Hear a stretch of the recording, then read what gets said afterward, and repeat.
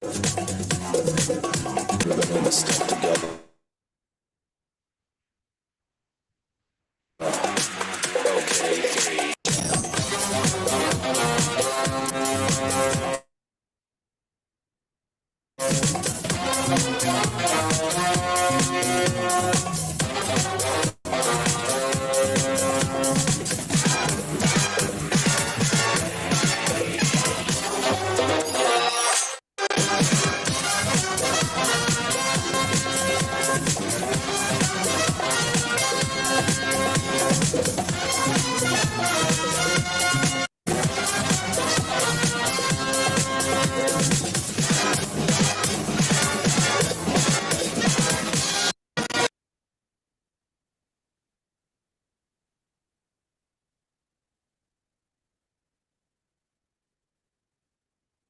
Yes.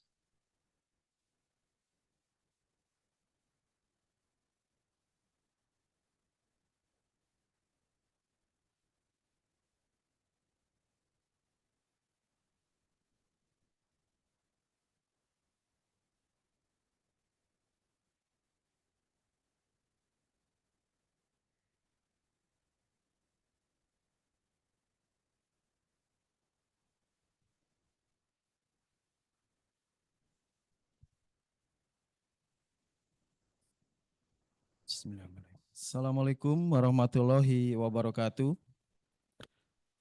Selamat siang Bapak Ibu semua, salam sejahtera untuk kita semua. Aninda Citya, perwakilan BPKP Provinsi Kalimantan Barat dalam rangka Hari Anti Korupsi Sedunia. Baik Bapak Ibu, kalau kita bicara tentang korupsi, pasti menarik. Orang pasti bertanya, siapa yang melakukan korupsi? Berapa yang dia korupsi? Bagaimana aliran uangnya dan bagaimana modusnya? Selalu menarik tentang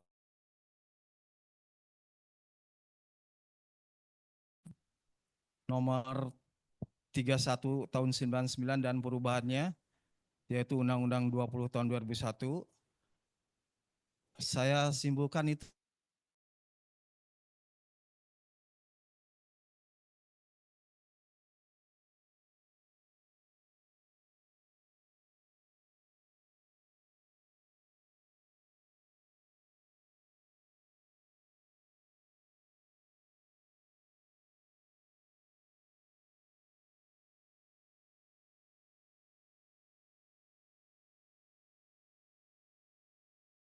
Nah, berbekal dari itulah kami membawa judul dalam acara ini yaitu Teknik Membangun Konstruksi Perbuatan Melawan Hukum. Karena kami sering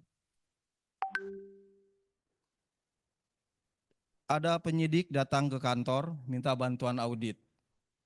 Namun mereka masih lemah dalam menentukan PMH-nya. Untuk itulah dalam rangka untuk memenuhi unsur yang pertama tadi, unsur melawan hukum, terakhir naracita kami Bapak Cornelis G. Paulus Hedemans, wah namanya panjang sekali ya. Beliau adalah koordinator Kejati di Kalimantan Barat. Terima kasih Pak sudah hadir Pak. Untuk mempersingkat waktu, kami persilakan Bapak Cornelis untuk memberikan materinya terkait membangun konstruksi perbuatan melawan hukum. Namun sebelum ke materi, telah hadir nara utama kita, yaitu Bapak Rudi Mahani Harahap selaku Kepala Perwakilan BPKP Provinsi Kalimantan Barat. Untuk itu kami mohon perkenan Pak Kaper, Pak Rudi untuk memberikan arahan dan pencerahannya. Waktu kami persilakan untuk Pak Kaper. Baik, makasih. Suara cukup jelas mudah-mudahan.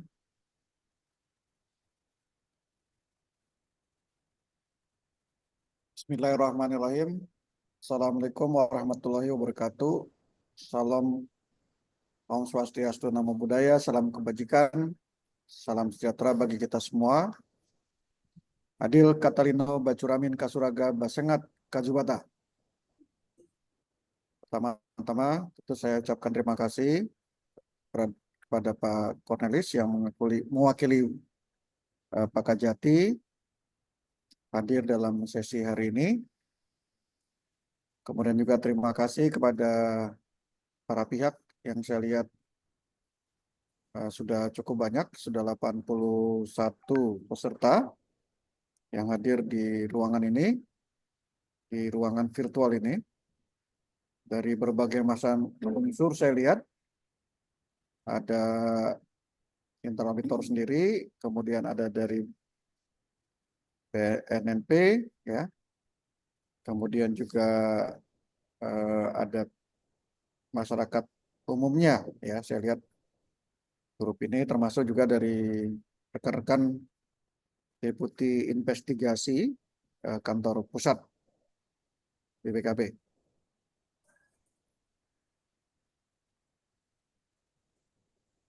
Sebagai pengantar, tentu kita panjatkan syukur kehadirat Allah Subhanahu wa Ta'ala yang dengan ridho dan rahmatnya kita bisa berkumpul di ruang ini dalam keadaan sehat walafiat. Bapak Ibu yang saya hormati, korupsi atau kalau bahasa dari luar itu lebih besarnya adalah kecurangan, fraud, masih menjadi musuh besar bangsa Indonesia. Meskipun berbagai upaya telah kita lakukan, kenyataan di lapangan menunjukkan bahwa tingkat korupsi masih tinggi. Berdasarkan laporan terbaru, Indeks Persepsi Korupsi Indonesia belum menunjukkan perbaikan yang signifikan. Bahkan pada kesempatan yang lalu, dalam acara di Sentul, di acara Forkombimda dan juga pemerintah pusat dan pemerintah daerah, Kepala BPKP, Bapak Muhammad Yusuf Ate, mengungkapkan bahwa di daerah masih banyak ditemukan modus-modus kecurangan, yaitu mulai dari manipulasi, perencanaan dan penganggaran yang sangat dominan. Nanti saya eksplorasi lagi lebih jauh. Kemudian suap dan gratifikasi, nepotisme dan kronisme dalam pengadaan barang jasa serta perizinan,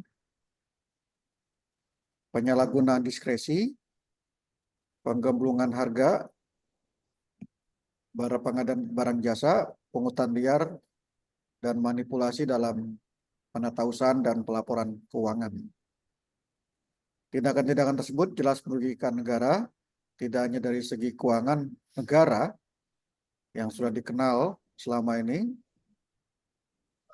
financial fraud, ya, tetapi juga merugikan perekonomian dan juga lingkungan kita secara nasional, kerusakan lingkungan. Jadi tidak hanya financial loss, tetapi juga economic loss, bahkan environmental destruction.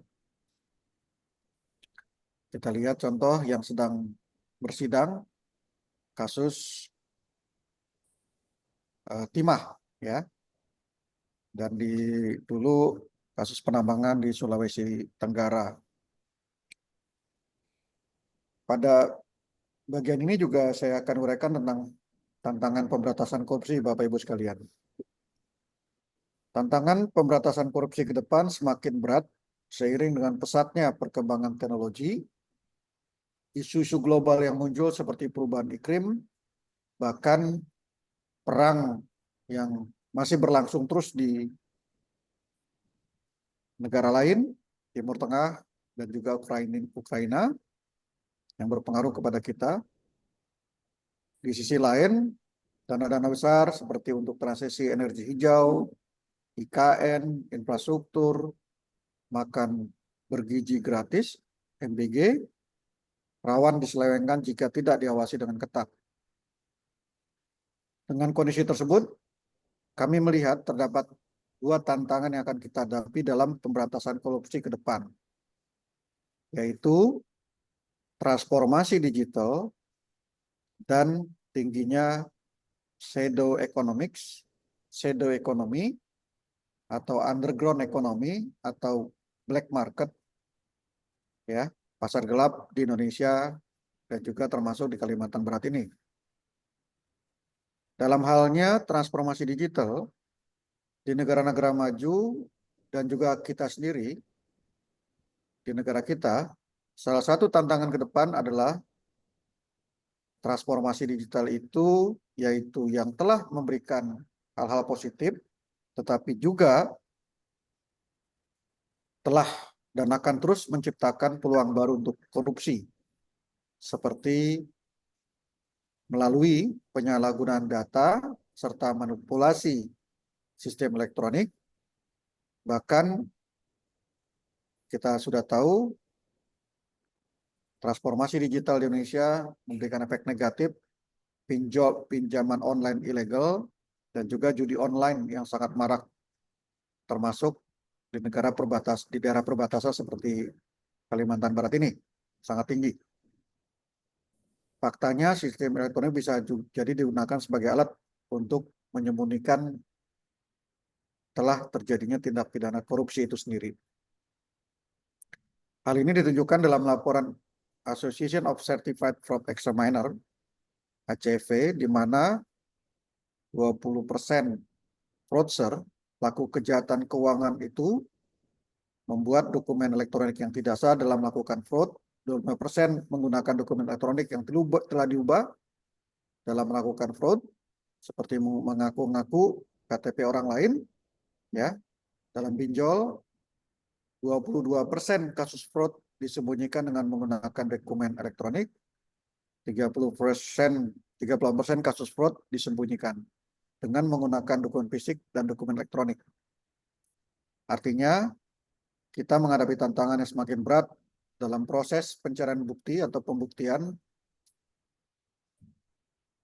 ke depan, baik auditor maupun penyidik perlu terus mengimprove kemampuannya dalam digital forensik, data analytics, e-audit, dan sejenisnya. Tantangan kedua, dalam hal shadow economy atau aktivitas ekonomi tidak resmi yang tidak terpantau oleh otoritas publik. Dari hasil studi yang ada, shadow economics dapat meningkatkan tingkat pencemaran lingkungan, terutama melalui emisi karbon dioksida. Hal ini disebabkan ekonomi gelap tadi seringkali menggunakan teknologi usang dan proses produksi yang tidak efisien, sehingga tingkat pencemarannya tinggi. Bentuk shadow economic sama halnya dengan perbuatan melawan hukum, yaitu dapat berupa tindakan maupun tidak melakukan tindakan. Misalnya, seseorang yang tidak melaporkan usahanya, tidak melakukan tindakan, yaitu tidak melakukan usahanya, tidak membayar pajak, itu juga merupakan shadow economics. Tidak melakukan tutupan lahan, tidak melakukan rehabilitasi terhadap lingkungan yang ditambang, itu juga merupakan shadow economy. Selanjutnya, adanya shadow economy dapat memburuk jika di dalamnya terdapat tindak pidana korupsi. Jadi studi itu mengungkapkan shadow economy ketika beriringan dengan tindak pidana korupsi, itu dampaknya sangat merusak sekali. Adanya korupsi akan memungkinkan aktivitas tersebut berlangsung terus-menerus tanpa adanya pengawasan, ya. Tentunya kombinasi dari adanya shadow economics dan korupsi akan berujung pada kerugian perekonomian dan juga lingkungan. Kita lihat sungai-sungai kita begitu kotornya, begitu joroknya, kita tidak berbuat apa-apa sejauh ini, ya. Di beberapa negara di Korea sudah melakukan perbaikan, termasuk juga usaha-usaha dilakukan di Jakarta, tapi tidak di provinsi lain termasuk Kalimantan Barat. Sebagai provinsi yang memiliki wilayah yang sangat luas dan berbatasan langsung dengan negara lain, secara khusus shadow economy ini menjadi permasalahan yang serius di Kalimantan Barat. Mulai dari penyelundupan narkoba, penyelundupan pakaian, BBM, penyelundupan daging yang dieskan, bahan-bahan pokok, human trafficking, dan judi online sangat marak terjadi. Adanya shadow economic ini juga sangat berdampak bagi pendapatan asli daerah Kalimantan Barat. Dalam beberapa tahun terakhir kami melihat penerimaan pajak bahan bakar kendaraan bermotor Kalimantan Barat itu stagnan karena BBM dibeli dari black market. Tidak hanya berdampak terhadap ekonomi secara makro, economics juga memberi dampak buruk bagi masyarakat secara langsung. Dalam melakukan pengawasan temporary trade beras yang lalu, melihat Bulog, kami mendapatkan keluhan dari pengusaha beras bahwa omset usaha mereka itu menurun akibat maraknya beras selundupan asal Malaysia. Selain itu, pedagang daging juga mengeluhkan, atau peternaknya, saya kemarin baru minggu lalu ke peternakan daging, mereka juga mengeluhkan hal yang kurang lebih sama. Karena adanya penyelundupan daging di Kalimantan Barat ini, peternakan mereka tidak berkembang. Tidak hanya di Kalimantan Barat, beberapa daerah juga mengalami problem yang sama. Di Jambi misalnya, terjadi pengeboran ilegal minyak waktu saya di Jambi, kemudian dioplos dan dikirim ke daerah lain, termasuk dikirim ke Kalimantan Barat ini. Kemudian di Kalimantan Selatan, waktu saya bertugas sana, banyak dijumpai penambangan tanpa penanganan kerusakan lingkungan, bahkan merambah area pihak lain.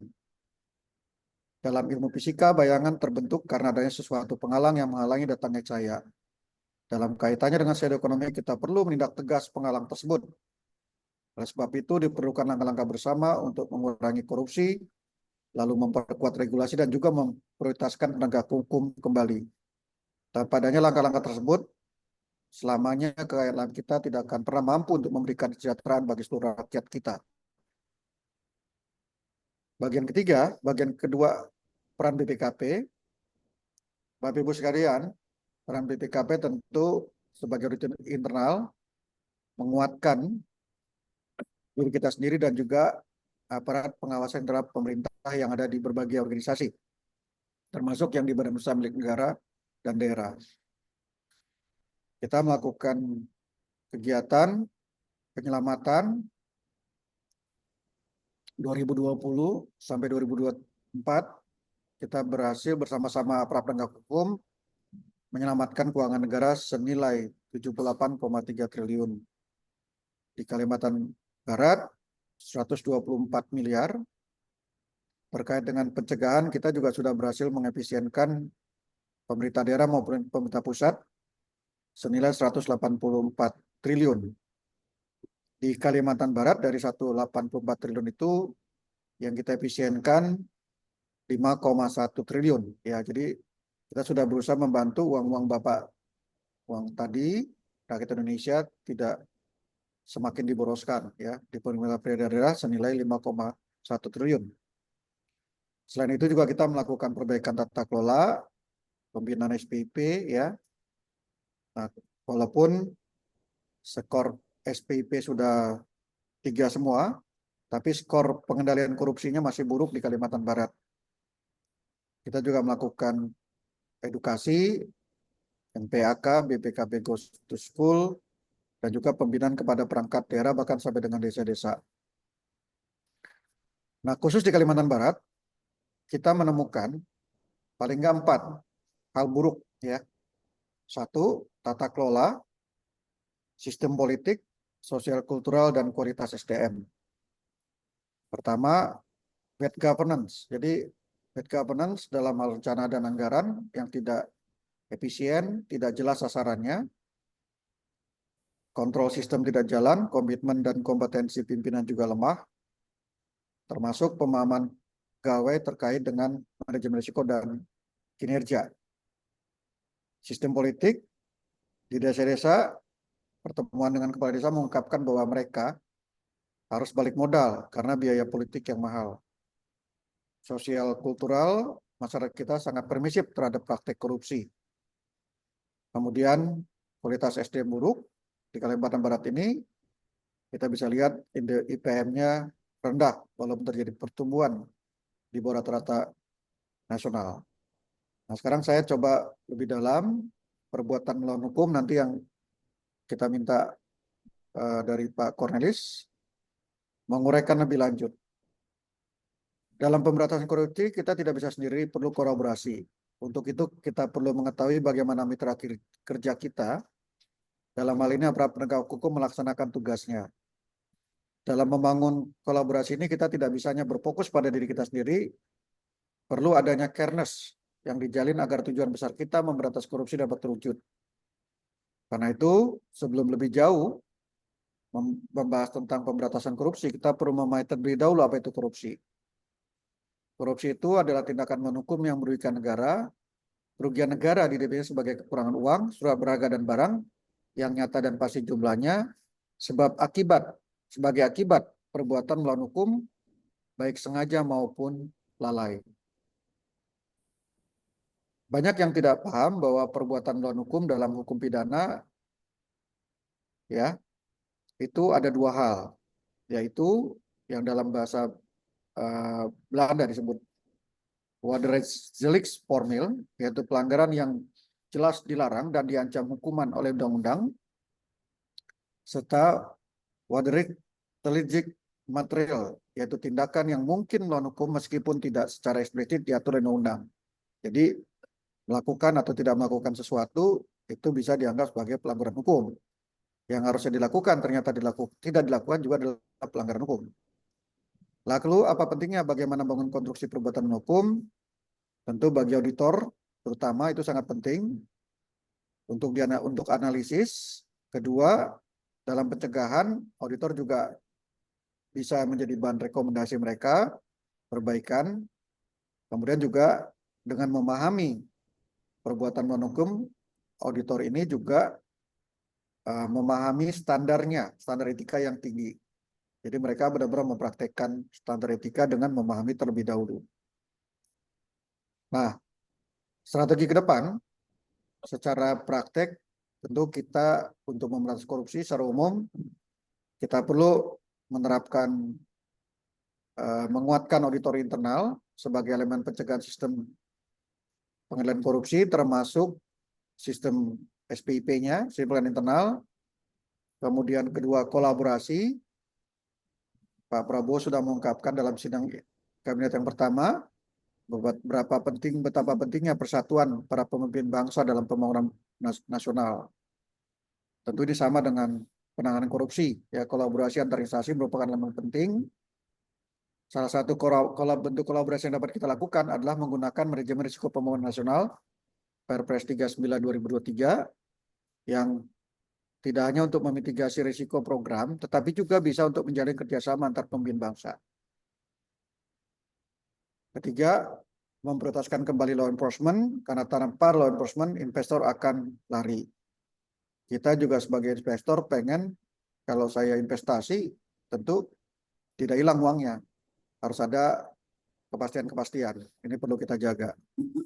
Keempat, peningkatan kualitas perencanaan pembangunan, melalui peningkatan kualitas penetapan tujuan dan strategi pencapaian tujuan, aspek cascading, monitoring indikator, dan seterusnya. Dan juga kelima, memanfaatkan teknologi.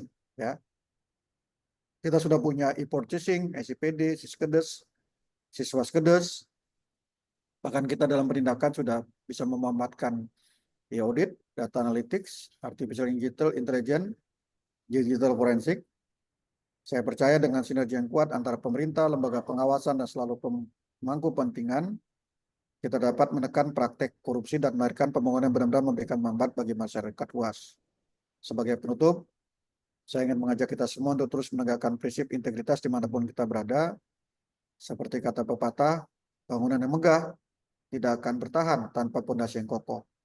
Demikian pula pembangunan bangsa harus kita topang dengan semangat, kebersamaan, dan kejujuran. Terima kasih. Wabillahi taufiq wal hidayah. Wassalamualaikum warahmatullahi wabarakatuh. Waalaikumsalam warahmatullahi wabarakatuh. Terima kasih Pak Kapar, pencerahannya luar biasa sekali Pak ya. Tadi saya tangkap tuh tantangan korupsi ke depan itu yaitu transaksi digital dan shadow economy. Dan satu lagi yang saya suka itu prinsip integritas Pak. Baik Bapak Ibu, sekarang kita ke materi utama yaitu teknik membangun konstruksi perbuatan melawan hukum. Pada Pak Cornelis silakan memperkenalkan diri dan sekaligus membawakan materi Pak. Silakan Pak. Baik, terima kasih atas kesempatan yang diberikan kepada saya. Assalamualaikum warahmatullahi wabarakatuh. Salam sejahtera bagi kita sekalian. Om Swastiastu, Namo Buddhaya, salam kebajikan. Yang saya hormati Bapak Rudi Mahani Harahap sebagai Kepala Perwakilan BPKP Provinsi Kalimantan Barat, yang saya hormati Pak Dadi Trimunardi sebagai auditor media selaku koordinator pengawasan JFA bidang investigasi pada perwakilan BPKP Provinsi Kalimantan Barat, Pak Kuku Aryoko sebagai auditor media pada perwakilan BPKP Kalimantan Barat, Pak Kabak, dan teman-teman yang ada di audiens di sini, teman-teman auditor BPKP yang di sini, yang teman-teman yang hadir secara online. Adil Katalino Bacuramin Kasaruga Basengat Kajubata. Harus. Bapak-bapak, ibu-ibu sekalian yang saya hormati, dalam kesempatan ini saya dimintakan untuk membawakan sebagai narasumber untuk membawakan materi, yaitu teknik membangun konstruksi perbuatan melawan hukum khususnya dalam perkara tindak pidana korupsi. Nah, berdasarkan pengalaman kami sebagai penyidik kejaksaan dalam melakukan penanganan perkara tindak pidana korupsi, biasanya banyak kendala kita dalam membuat atau membangun konstruksi perbuatan melawan hukum, sehingga jamak atau seringkali terjadi ketika kita memintakan PKKN, perhitungan kerugian keuangan negara, kepada teman-teman auditor dari BPKP, ternyata banyak yang konstruksi atau bangunan PMH yang dibangun oleh penyidik masih kelihatan agak lemah, sehingga kemudian teman-teman auditor BPKP belum dapat melakukan perhitungan kerugian keuangan negara atas lemahnya konstruksi perbuatan melawan hukum yang dibangun oleh penyidik kejaksaan. Bapak-bapak, ibu-ibu sekalian, sebelum masuk ke materi inti, saya mau intro dulu ya. Intro tentang kekuasaan berdasarkan trias politika dan pengembangan yang ada berdasarkan Undang-Undang Dasar 45.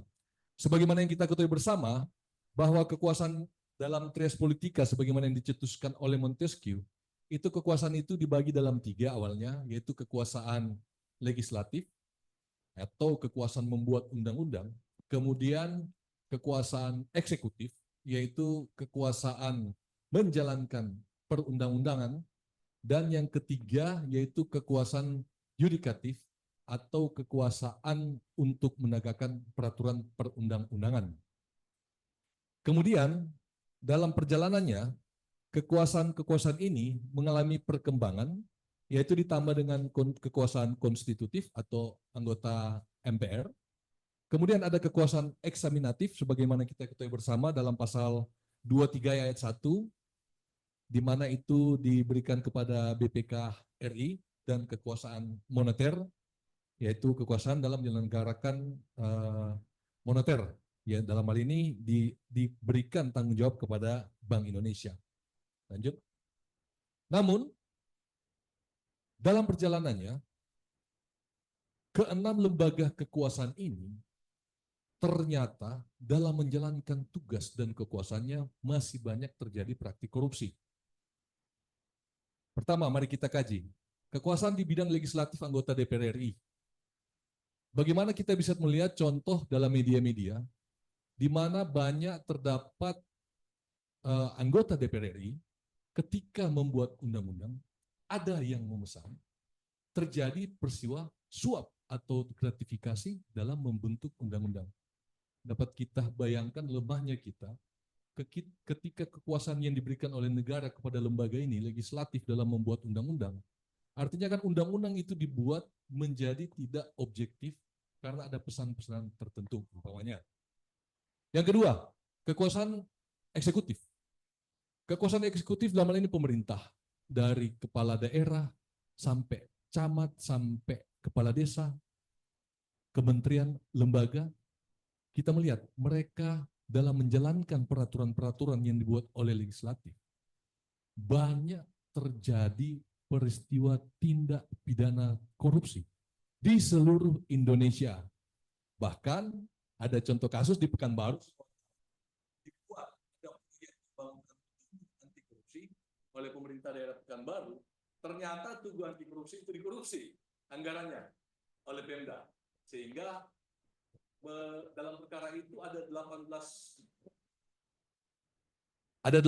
tersangka yang dijadikan sebagai tersangka oleh pihak penyidik pada waktu itu.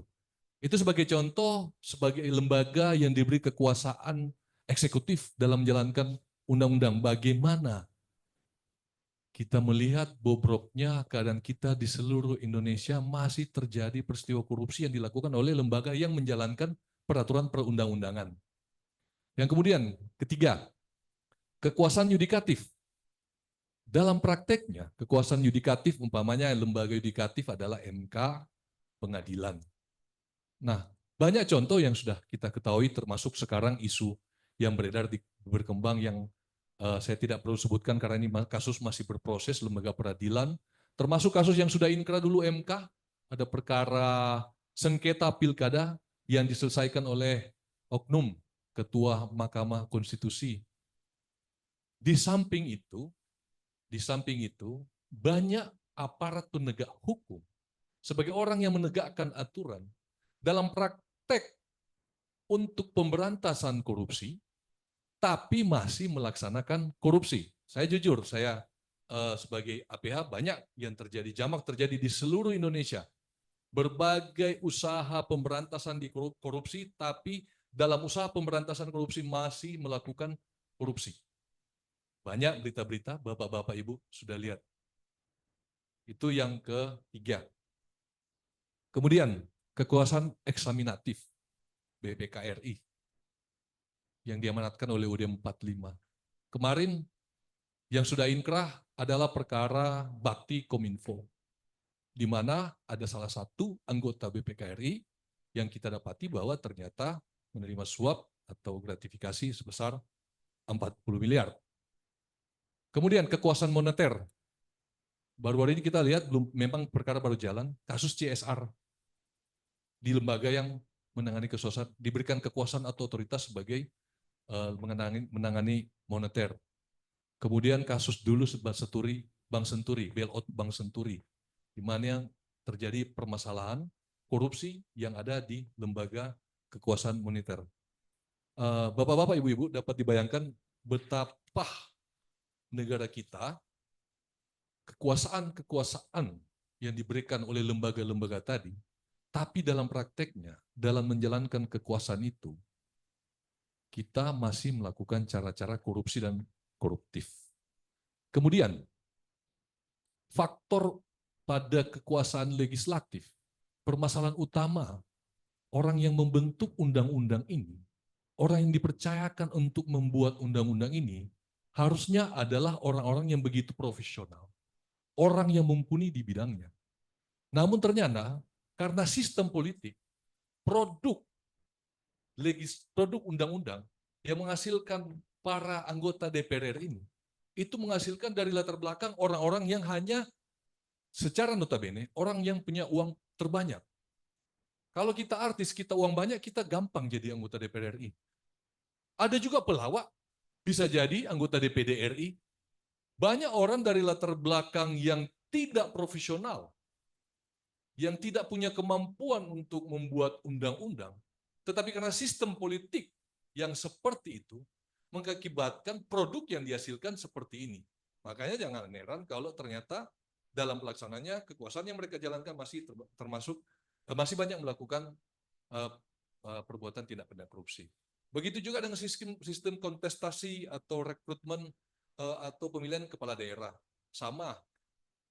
Hasil yang dikeluarkan, kepala-kepala daerah menghasilkan adalah kepala daerah yang tentu dengan jumlah amunisi yang begitu banyak.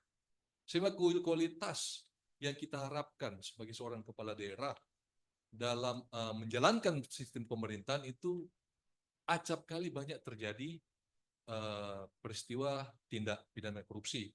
Kemudian ada lagi masalah di eksekutif atau rekrutmen pegawai yang tidak transparan, penempatan ASN yang tidak profesional, umpamanya saya latar belakang pertanian ditempatkan menjadi kabak hukum. Banyak di daerah yang seperti itu yang kacau balau dan menyimpang.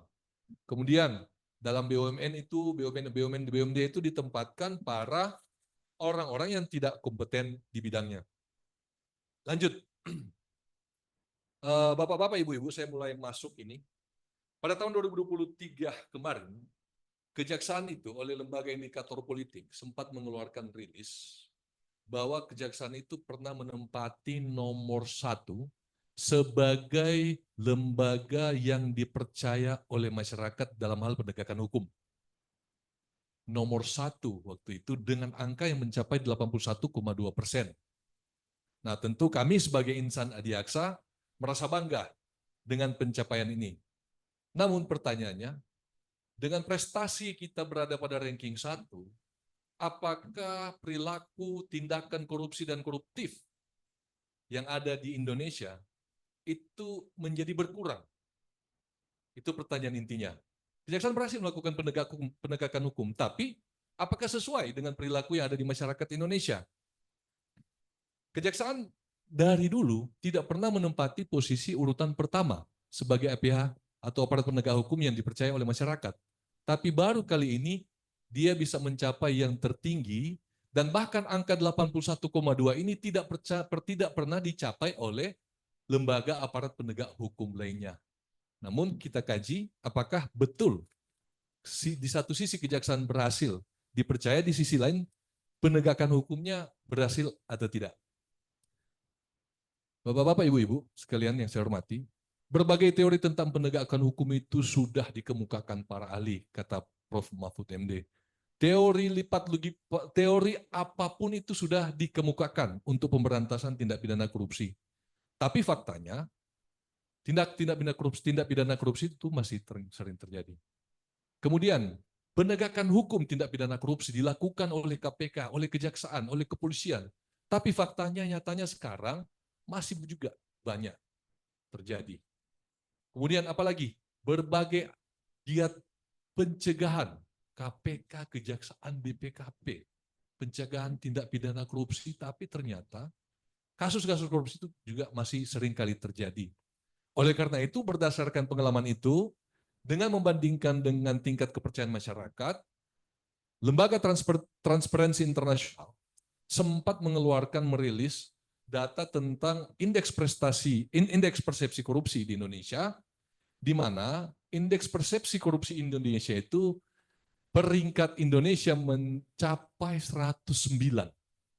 Peringkat 109. Dan ini sungguh miris dari 150 berapa negara yang ada di dunia yang diperhitungkan oleh Lembaga Transparansi Internasional ini. Nah, kemudian skor yang diberikan, skor IPK yang diberikan kepada negara Indonesia berdasarkan IPK ini adalah 32. Skor yang diberikan adalah 0 sampai 100, skor yang tersedia.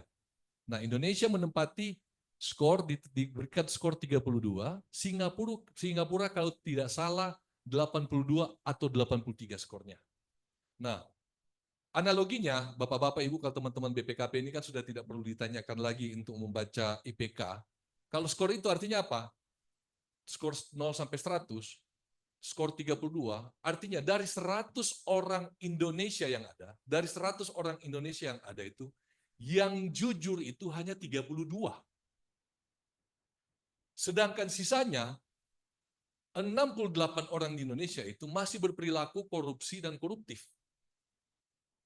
Kita mengabaikan budaya antri, pungli masih banyak, perilaku koruptif di Indonesia yang tidak jujur itu berjumlah 68 orang dari 100 orang kita membandingkan.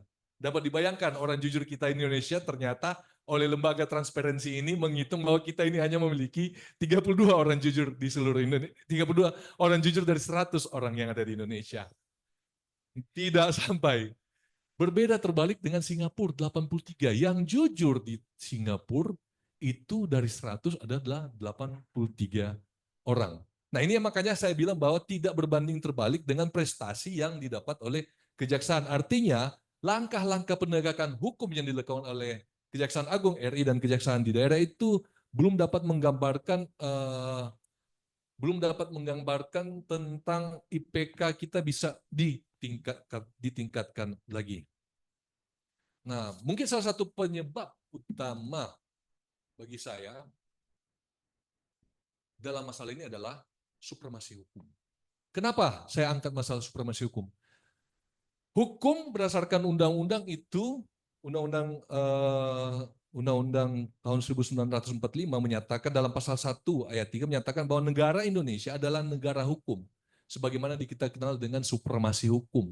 Artinya, supremasi hukum itu kita menempatkan hukum sebagai panglima yang tertinggi dari segala-galanya, mengalahkan aspek yang lain, ekonomi, politik, dan lain-lain sebagainya. Namun faktanya, sebagaimana yang kita ketahui bahwa teori tentang hukum adalah produk politik, itu mengalahkan kedikdayaan dari hukum sebagai dasar negara kita. Sehingga apa yang terjadi, karena kita hukum dianggap produk politik, secara konsekuensi logis, sepertinya yang menjadi panglima tertinggi dari negara kita adalah politik dan ekonomi yang dikedepankan. Contoh kasus, umpamanya, terhadap masalah yang sudah putus, bailout Bank Senturi. Bailout Bank Senturi itu, ketika dibuat pansus dan lain sebagainya, ketika ada pejabat-pejabat negara besar di situ, ketika para penguasa-penguasa bersepakat bahwa tidak ada masalah hukum di situ, oleh para politisi menyatakan, anggota DPR RI menyatakan bahwa tidak ada masalah, itu hukum diabaikan, berarti politik yang tertinggi. Artinya apa? Di Indonesia, secara praktek, secara konstitusi hukum panglima tertinggi, tapi secara praktek yang terjadi adalah politik adalah panglima tertinggi. Interupsi dulu sebentar ya, Ya. Pak Cornelis nih, saya tadi tertarik ya ini Pak, lembaga indikator politik Pak ya, Oke. LIP ya, yang mengeluarkan rilis mengenai bahwa Kejaksaan RI merupakan lembaga penegak hukum yang paling dipercaya oleh masyarakat dengan persentase 81,2% Pak ya. Nah, mungkin pertanyaan saya, apa ya kira-kira ya kriteria yang dipakai oleh LIP itu dalam menetapkan dan menyatakan bahwa kejaksaan itu merupakan lembaga hukum yang paling dipercaya Pak. Kira-kira Pak ya. Oke, baik. Ya. Terima kasih Pak Dadi. Sebenarnya ketika keluar angka 81,2% itu oleh LIP, itu kita menjadi dipercaya karena proses penegakan hukum kita yang begitu baik. Pertama, ada pergeseran pola penanganan hukum yang biasanya dari dulu dari daerah sampai pusat yang kita tangani adalah pengadaan barang dan jasa. Tapi kemudian Kejaksaan Agung mulai mengambil langkah berani dengan melakukan penyidikan terhadap perkara pasar modal, umpamanya. Dalam kasus AJS, Asuransi Jiwasraya, dalam kasus Asabri yang dari dulu sampai sekarang tidak pernah tersentuh hukum. Kemudian masalah kasus korupsi pertambangan, kasus korupsi lingkungan hidup, masalah Duta Palma. Kemudian ada juga, kalau dulu Kejaksaan Agung tidak pernah menangani pejabat yang tinggi, tapi kemarin terakhir dalam kasus BTS Kominfo, Kejaksaan Agung itu telah mentersangkakan Menteri Kominfo. Sehingga atas indikator kriteria-kriteria itulah, sehingga menyebabkan kejaksaan itu dipercaya oleh masyarakat. Artinya langkah berani penegakan hukum yang dilakukan oleh Kejaksaan Agung itu mendapat apresiasi yang besar oleh masyarakat. Kalau pengaduan mungkin banyak juga Pak ya yang masuk ya. Laporan pengaduan pasti yang masuk. Namun ada prosesnya. Kan kita harus mampu menelaah mana laporan pengaduan yang fiktif atau bodong, atau mana laporan yang betul-betul ada peristiwa pidana korupsi. Kalau dia memang ditemukan dalam telahan itu, terjadi peristiwa tindak pidana korupsi, itu pasti diusulkan untuk dilakukan proses penyelidikan. Berarti kita ada seleksi Pak ya, ada telah Selektif, juga, Pak, sangat-sangat selektif. Oke. Ya. Saya lanjut Pak. Ya. Saya mulai masuk ke materi inti saya tentang delik tindak pidana korupsi, sebagaimana yang diatur dalam Undang-Undang Tipikor. Korupsi diatur dalam pasal 13 Undang-Undang Nomor 31 Tahun 99 dan perubahannya, yang kemudian dirumuskan menjadi 30 jenis tindak pidana korupsi. Namun dari ke-30 jenis tersebut kemudian disederhanakan dalam 7 jenis tindak pidana korupsi, yaitu pertama terjadinya kerugian keuangan negara, kedua suap menyuap, ketiga penggelapan dalam jabatan, keempat pemerasan, kelima perbuatan curang, keenam benturan kepentingan dalam pengadaan, kemudian yang ketujuh gratifikasi. Inilah tujuh delik inti yang ada pada Undang-Undang Tindak Pidana Korupsi, dan 7 delik inti ini harus dipahami oleh aparat penegak hukum. Nah, lanjut ke bentuk-bentuk pidana, bentuk-bentuk korupsi. Ini penjabaran lebih intinya, tapi semua ini kan ada di peraturan perundang-undangannya, jadi tidak perlu saya bahas. Pada saat ini saya akan langsung membahas pada materi inti saya, yaitu teknik membangun konstruksi perbuatan melawan hukum dalam perkara tindak pidana korupsi. Saya tertarik dengan apa yang dikatakan oleh Pak Kepala Perwakilan BPKP Provinsi Kalimantan Barat tadi tentang ada kata diskresi, karena ternyata ada hubungan dengan materi saya. Bapak-bapak, Ibu, saudara sekalian yang saya hormati, kata diskresi ini kebanyakan banyak kita dengar atau kami dengar ketika kami melakukan proses penyidikan terhadap perkara yang ada hubungannya dengan umpamanya kepala daerah dan lain-lain. Nah, kebanyakan mereka kepala daerah dalam suatu persoalan korupsi itu menyatakan bahwa mereka ini melakukan kebijakan yang mereka ambil ada merupakan kebijakan diskresi. Nah, namun banyak kepala daerah yang tidak mengerti apa sih diskresi ini sebenarnya, di mana sih diskresi ini sebenarnya diatur, begitu. Nah, tentu diskresi ini diatur dalam Undang-Undang Nomor 30 Tahun 2014, yaitu Undang-Undang tentang Administrasi Pemerintahan. Aparatur pemerintahan, aparatur sipil pemerintahan itu diberikan kewenangan otoritas oleh undang-undang ini untuk melakukan kebijakan atau diskresi. Sekali lagi, sebenarnya ASN ini dapat melakukan proses diskresi dan itu didukung dan ditopang oleh undang-undang. Kalau tidak ditopang oleh undang-undang, mungkin mereka tidak boleh melakukan diskresi. Namun, apakah diskresi itu bisa dengan semena-mena kita buat? Belum tentu, karena diskresi itu pertama ada tujuan untuk pembuatan itu. Tujuan pertama adalah, umpamanya dia mengisi kekosongan peraturan perundang-undangan.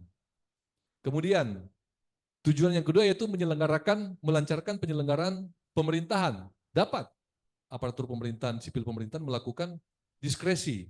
Kemudian yang ketiga, tujuannya karena terjadi kekosongan hukum, proses diskresi yang dilakukan yaitu harus mampu memberikan kepastian hukum. Kemudian mengatasi stagnasi pemerintahan.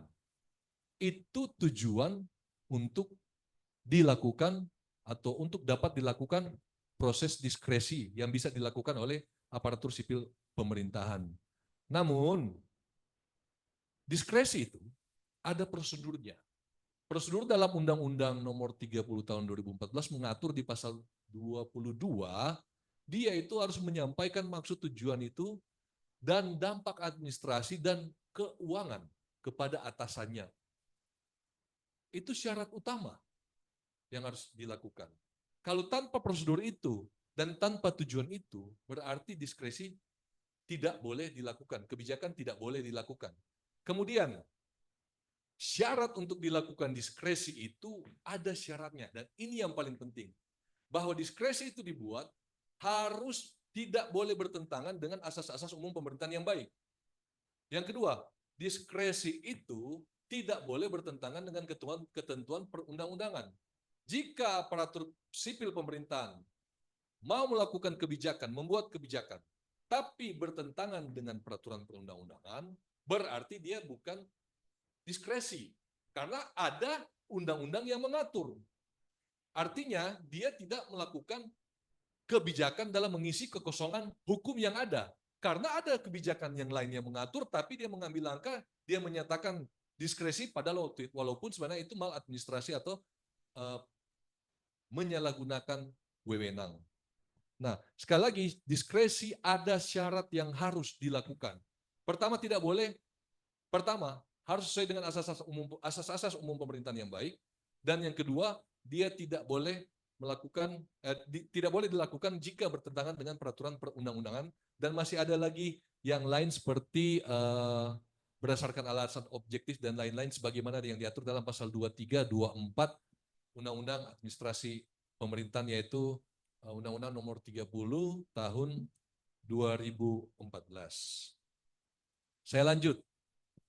Nah, pertanyaan selanjutnya, ketika diskresi dilakukan, ketika terjadi proses diskresi, ternyata diskresi itu adalah diskresi yang bertentangan dengan peraturan perundang-undangan. Secara peraturan yang ada di administrasi pemerintahan itu telah terjadi penyalahgunaan wewenang atau telah menyalahgunakan wewenang. Kalau dalam bahasa undang-undang ombudsman kalau nggak salah terjadi maladministrasi. Nah, kemudian selanjutnya, kalau konstruksi hukum penyidik ini sudah rawan, ada terjadi penyalahgunaan penyalahgunaan kewenangan. Nah, kita itu dapat mengaitkan dengan pasal 2 atau pasal 3 sebagai unsur utama dalam Undang-Undang Tipikor itu pasal 2 dan pasal 3, yaitu melakukan perbuatan melawan hukum pasal 2, pasal 3 menyalahgunakan kewenangan. Artinya, ini nafas-nafas untuk melakukan korupsi itu sudah mulai kita bisa tarik benang merahnya dari situ. Apalagi kemudian proses kebijakan ada penyalahgunaan kewenangan, kemudian diikuti dengan adanya kerugian keuangan negara. Nah, itu sudah mulai tercium nafas-nafasnya. Namun, pertanyaannya adalah, apakah sudah ada perbuatan melawan hukum atau penyalahgunaan kewenangan? Kemudian, sudah ada kerugian keuangan negara. Apakah penyidik bisa mengkonstruksikan ini sebagai suatu perbuatan korupsi? Belum tentu. Kenapa? Penyidik itu harus mencari kausa prima atau sebab akibat daripada kerugian negara dengan yang diakibatkan apa. Jadi kalau kerugian negara umpamanya volume pekerjaan, tapi PMH-nya dibangun adalah masalah syarat-syarat dalam lelang itu diskriminatif. Jadi tidak nyambung antara umpamanya PMH dan kerugian negara. Sehingga penyidik dalam membangun konstruksi itu, dia harus memang betul-betul hubungan kausalitas antara PMH dan kerugian negara harus kuat. Aduh, maaf Pak, saya sampai terkesima dengar pemaparan nih. Ternyata waktu kita harus break dulu ya. Gimana ya? Kita break dulu aja ya. Kita berapa menit? 5 menit ya. Terus terang Mbak, saya terkesima dengan pemaparannya. Baik Bapak Ibu, sementara kita break dulu, nanti masuk lagi kurang lebih 5 menit. Oke, sementara break dulu ya. Tes.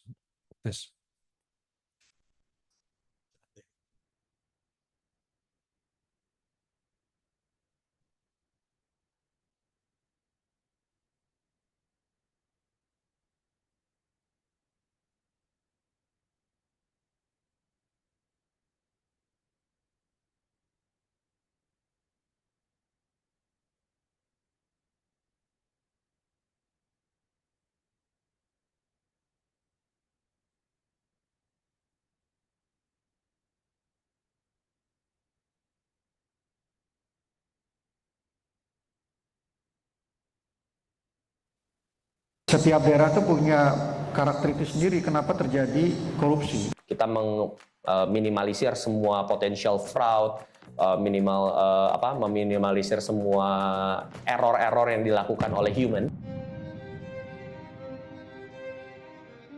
Kecurangan memiliki dampak negatif yang serius pada capaian kinerja pembangunan.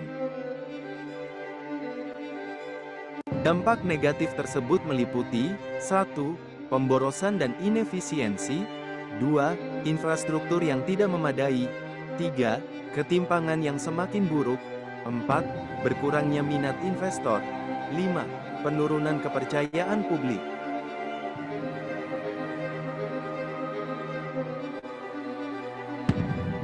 Beberapa modus kecurangan yang terjadi seperti 1. Persekongkolan pemilihan penyedia barang dan jasa, 2. Realisasi pekerjaan tidak sesuai kontrak. 3. Kegiatan, belanja fiktif. 4. Penggelapan dana. 5. Markup harga. 6. Manipulasi pertanggungjawaban dana. Perilaku curang disebabkan adanya tekanan, peluang, dan rasionalisasi. Setiap daerah memiliki karakteristik sendiri kenapa terjadi korupsi. Kenapa uang yang kita intervensi tidak menghasilkan apa yang kita harapkan?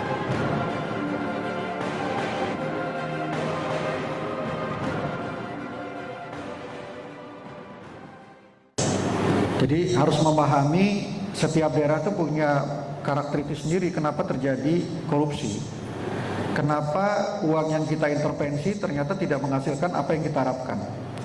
Harusnya bertahun-tahun sudah kita intervensi, desa itu semakin maju gitu.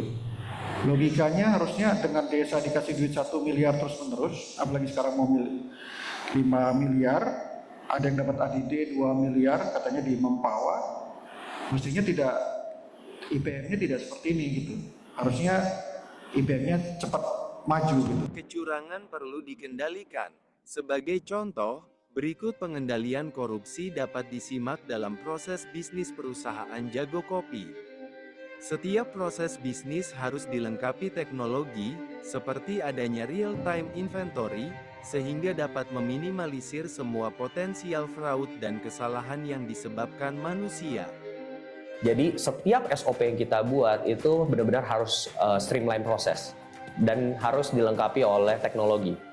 Misalkan ketika jagoan itu check out, kita cukup tahu untuk semua barang yang ada di cart kita, itu semua sistem manajemen inventory-nya itu based on teknologi. Jadi kayak kita bisa tahu real time inventory berapa banyak jumlah minuman yang ada di dalam kartnya mereka. Jadi kita meminimalisir semua potential fraud, meminimalisir semua error-error yang dilakukan oleh human.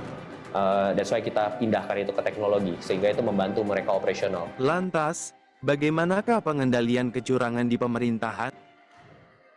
Beberapa tools dapat diimplementasikan dalam mengendalikan kecurangan di pemerintahan, seperti mulai dari penyusunan kebijakan pengendalian kecurangan, pembelajaran anti korupsi, pengelolaan risiko korupsi, whistleblowing system, WBS, pengawasan berkala, sampai pemberian sanksi yang tegas dan adanya tindakan korektif.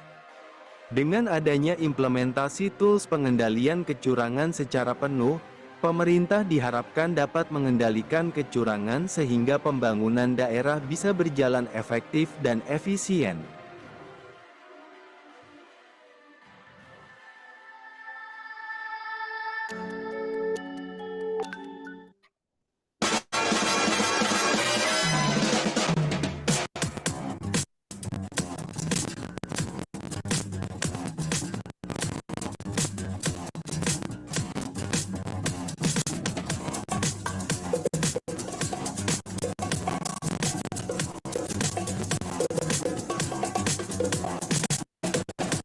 I think it's time to blow this thing. Get everybody in the stuff together.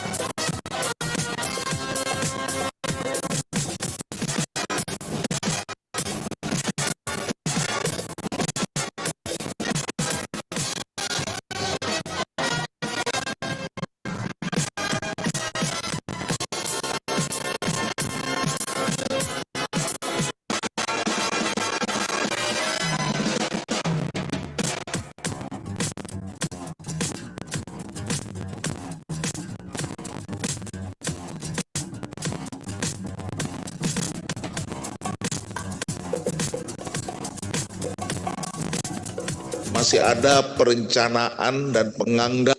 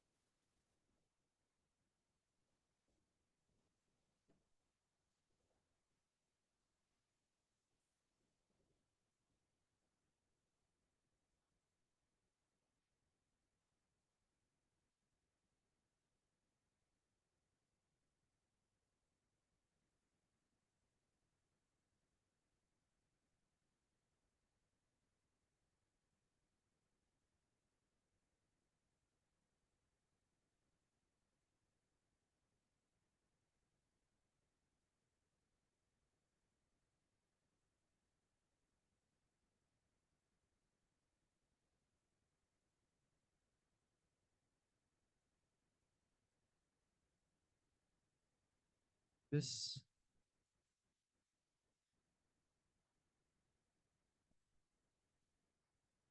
Sudah ya. Baik, Bapak Ibu, selamat bergabung lagi. Kita lanjutkan pemaparan dari Pak Cornelis nih. Tapi tadi yang di awal itu saya agak sedih juga ya terkait hasil lembaga Transparansi Internasional, Pak ya. Perbandingannya dari 100 untuk Indonesia, 32 yang jujur, Pak ya. Oh, saya yakin 32 itu salah satunya saya, karena saya orang jujur. Amin. Dibanding dengan Singapura, 100 perbandingannya yang jujur 82, Pak ya. Aduh, jauh sekali ya. Mudah-mudahan tahun depan yang jujurnya nambah, Pak. Minimal 1 orang seperti saya nambah, Pak. Baik, Bapak Ibu, materinya luar biasa sekali. Sampai jujur saja, saya pun tadi terkesima, Pak. Tidak bisa memberikan komentar karena saking menariknya. Baik, Pak Cornelis, kita kasih waktu 20 menit lagi, Pak, karena kita nanti ada sesi tanya jawab. Silakan, Pak Cornelis. Baik, terima kasih. Saya berusaha untuk memadatkan dan mempersingkat, namun esensinya saya harap dapat.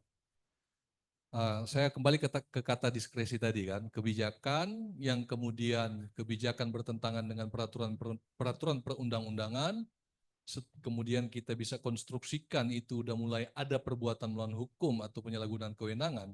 Nah sekarang ketika terjadi atau kebijakan itu mengakibatkan terjadi kerugian keuangan negara, pertanyaannya apakah kita sudah bisa mendapatkan bahwa kejadian ini adalah merupakan peristiwa tindak pidana korupsi? Itu pertanyaan intinya. Nah, bagi kami penyidik ini belum tentu, walaupun sudah ada kerugian negara, walaupun sudah ada perbuatan melawan hukum atau penyalahgunaan kewenangan, kita tidak boleh zolim. Artinya banyak aspek yang harus kami kejar dalam membentuk konstruksi perbuatan melawan hukum. Pertama, apakah pelaku itu mempunyai niat jahat yang mengakibatkan terjadinya kerugian keuangan negara dan yang memperkaya orang lain, yang memperkaya dan terjadi kerugian keuangan negara.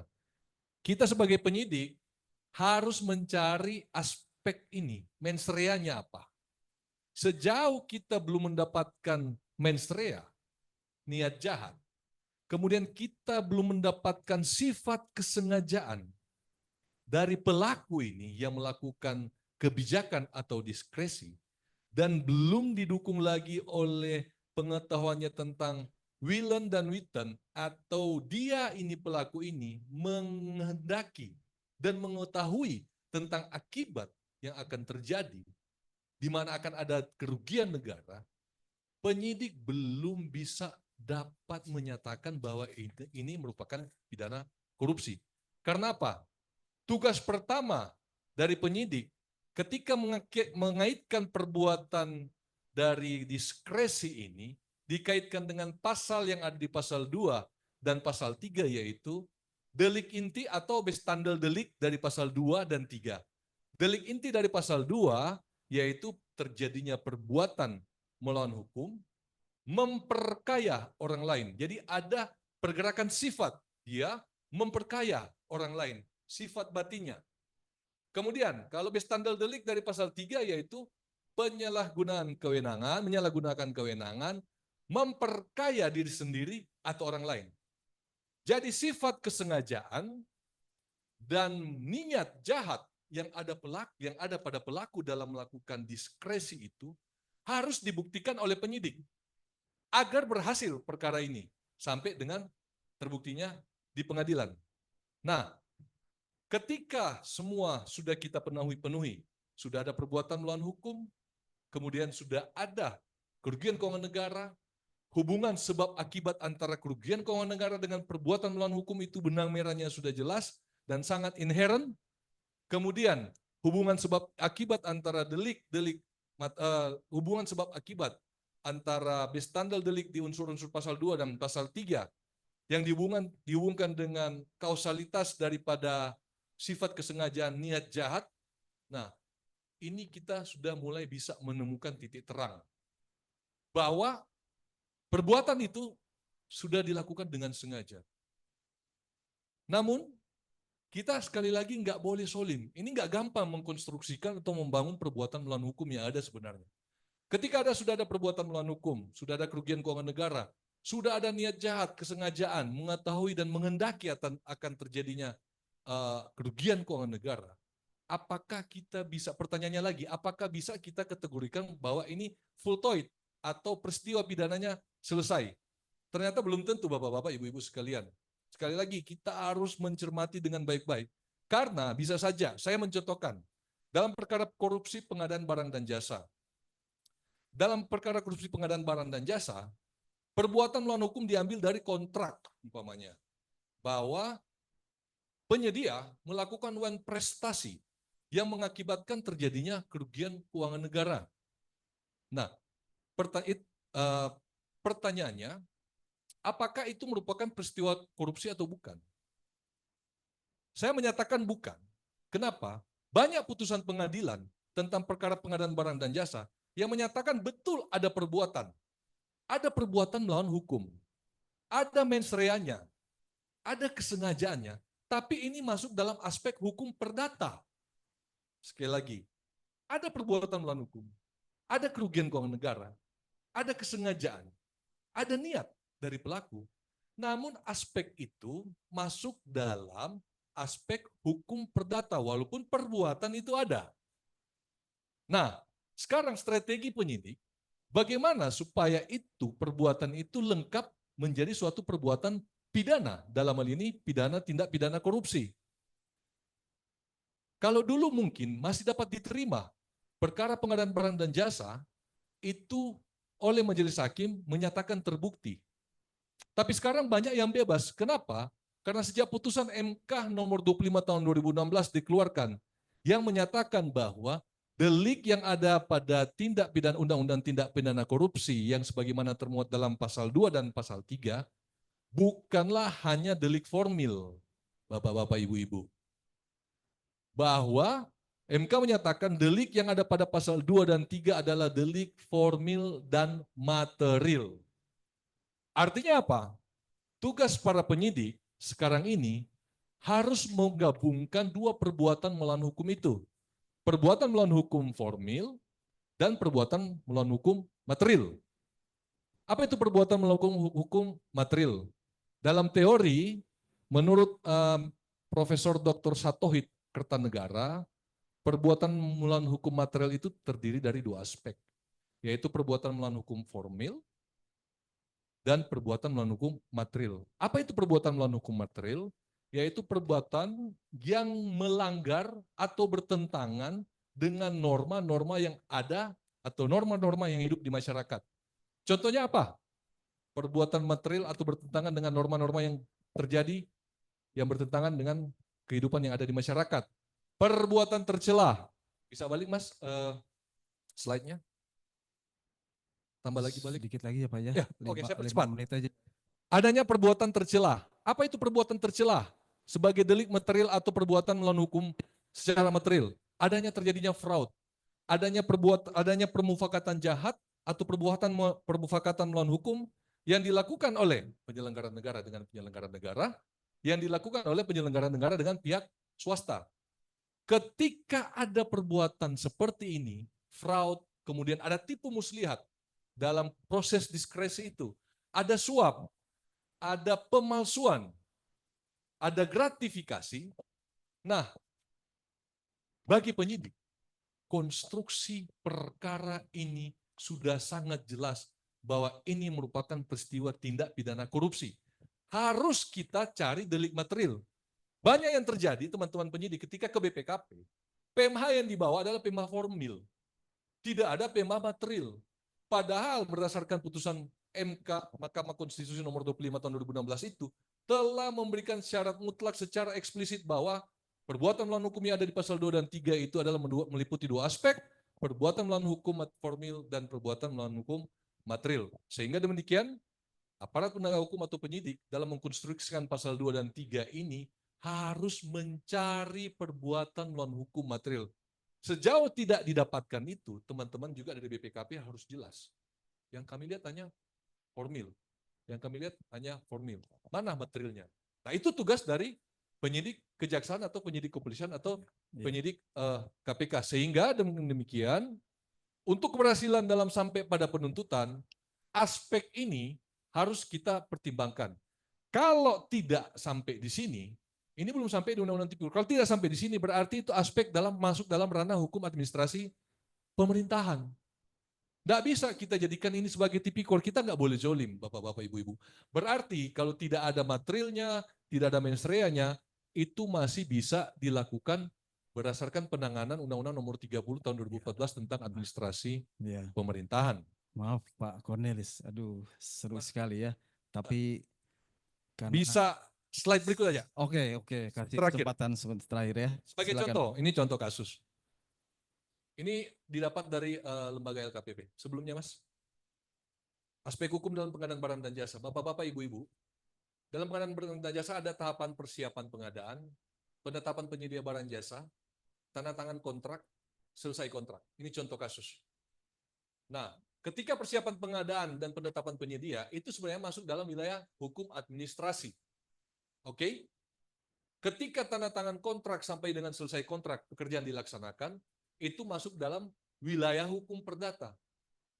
Kapan dia menjadi peristiwa pidana? Tipikor. Ketika dalam terjadinya perbuatan melawan hukum administrasi dan perbuatan melawan hukum perdata, yang merupakan perbuatan melawan hukum formil, telah didukung dengan tindakan tercela, adanya suap menyuap, adanya gratifikasi, adanya pemalsuan, adanya permufakatan jahat, dan lain-lain sebagaimana yang dianggap sebagai perbuatan melawan hukum material. Nah, ini adalah contoh kasus yang bisa saya gambarkan bagaimana seorang penyidik ketika ranah-ranah hukum yang lain itu kita bisa mengaitkan dalam perbuatan tindak pidana korupsi. Ada lagi contoh umpamanya, saya tambah sedikit, maaf Pak. Jadi, tindak pidana kehutanan secara material sudah ada. Tindak pidana pertambangan secara material ada undang-undang pertambangan. Tindak pidana kehutanan ada undang-undang khusus kehutanan. Tindak pidana perbankan ada sebenarnya lex specialis yang mengatur tentang tindak pidana-pidana itu sendiri. Namun kenapa bisa dijadikan korupsi? Tindak pidana itu kemudian bisa dijadikan korupsi ketika kita balik ke 7 delik tipikor yang tadi. Ini terakhir aja Pak, yang 7 delik tipikor, jauh ke belakang biar Mas. tuntas ya. Iya, biar tuntas. Terus ke belakang lagi. Terus lagi. Nah, ini Bapak-bapak, Ibu-ibu sekalian. Ketika ada peristiwa delik material atau pidana di pertambangan, di kehutanan kayak Duta Palma, perkara timah dan perkara lain-lainnya yang sebenarnya aspek hukum yang lebih kuat adalah peraturan yang melekat. Kenapa pertanyaannya bisa dijadikan peristiwa tindak pidana korupsi? Karena di dalam proses itu ada keterlibatan penyelenggara negara, di mana dengan keterlibatan penyelenggara negara itu terjadi salah satu dari delik tindak pidana korupsi yang diatur oleh Undang-Undang Tindak Pidana Korupsi itu sendiri. Contohnya apa? Di dalam pengurusan izin itu, pertambangan, pengurusan izin perkebunan, terjadi peristiwa suap menyuap, sehingga kita dapat meminta pertanggungjawaban ganti kerugian keuangan negara yang diakibatkan oleh tindak pidana yang dilakukan itu sendiri. Demikian Pak, kira-kira secara umum yang bisa saya gambarkan tentang konstruksi best practice bagi kami aparat penegak hukum dalam mengkonstruksikan, dalam membangun konstruksi perbuatan melawan hukum dalam peristiwa tindak pidana korupsi. Terima kasih. Luar biasa sekali nih, semangat sampai lupa waktu. Kurang kayaknya Pak ya waktunya Pak ya. Terima kasih sekali lagi Pak Cornelis. Aplaus buat Pak Cornelis. Baik Bapak Ibu, selanjutnya kita masuk sesi tanya jawab ya. Tanya jawab nih saya bagi 3 kelompok lah. Kelompok pertama yang hadir dulu di ruangan sini, kelompok berikutnya dari chat, dan yang terakhir mungkin dari raise hand ya. Nah, tapi sebelum ke ruangan ini saya ingin tanya dulu sedikit Pak ya. Saya penasaran Pak.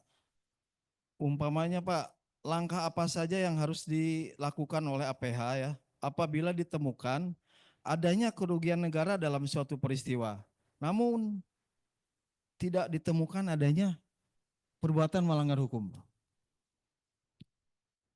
Oke, baik. Pertanyaannya adalah langkah apa yang kita lakukan ketika dalam suatu peristiwa ada kerugian keuangan negara, tapi tidak ditemukan adanya perbuatan melawan hukum. Betul. Ini masih cocok dengan materi, dengan materi kita ya.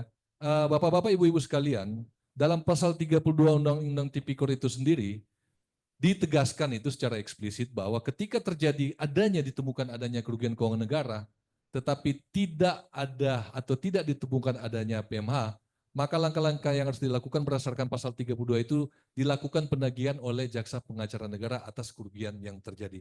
Jadi jaksa pengacara negara bertugas untuk melakukan penagihan atas kerugian keuangan negara yang terjadi. Jadi itu melakukan penagihan Pak penagihan, ya jaksanya ya. untuk menuntut ganti kerugian. Oh, berarti tidak bisa lanjut ke Tidak bisa kita nyatakan sebagai merupakan peristiwa pidana korupsi karena tidak ada perbuatan melawan hukum.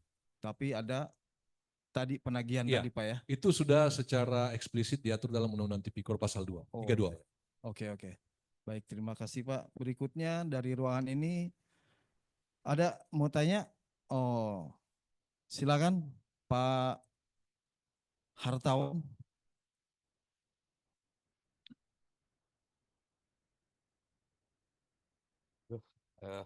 Terima kasih, luar biasa paparan yang dilakukan, dan pada saat slide-slide terakhir tadi mungkin melegakan diri saya selaku PPK, pejabat pembuat komitmen, maksudnya dalam tanda tangan kontrak. Agak tenang Pak ya. Iya, karena agak lega karena akhirnya ada penjelasan bahwa memang nggak seluruhnya untuk kalau momennya kita menandatangani kontrak bisa dituduh korupsi terus, karena alasannya kan selalu begitu untuk tiap kontrak-kontrak selalu urusannya adalah dengan korupsi. Tapi dengan penjelasan tadi adalah bila tidak diketemukan ada bukti-bukti indikasi materialnya, maka itu hanya sekedar kelas mungkin perdata aja masuk ke situ.